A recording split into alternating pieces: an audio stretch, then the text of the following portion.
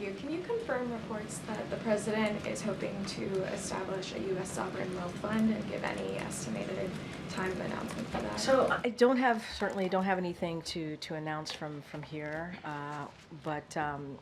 Look, the president has worked to unlock investments here at home and abroad that benefit our economy, right?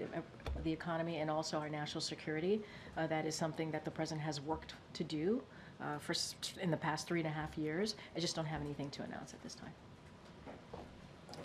Thank you.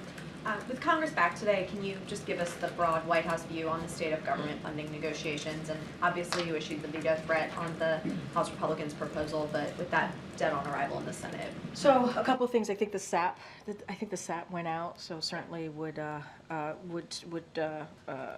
direct you to that. That came out of this administration.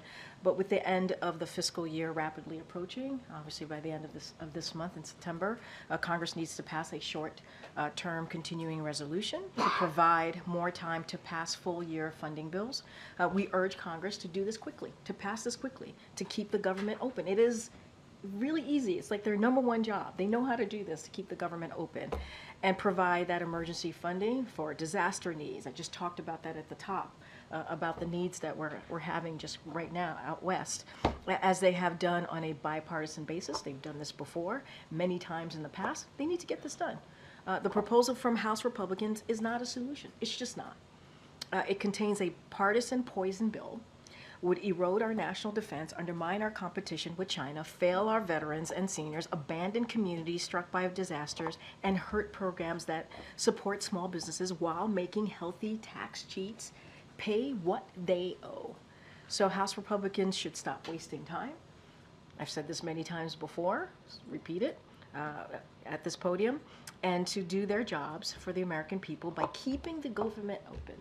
It is a simple job. It's their number one job as Congress, is to keep the government open, and we believe it should be with a short-term CR. Okay, Selena. On that point about government funding, how is the White House engaging with the Hill on this? And does the president have any plans to meet with congressional leaders in the coming days? So I'll take the first question. OMB, Leg Affairs Office, are in close touch with House and Senate leadership on the need to pass a short-term CR to keep the government open.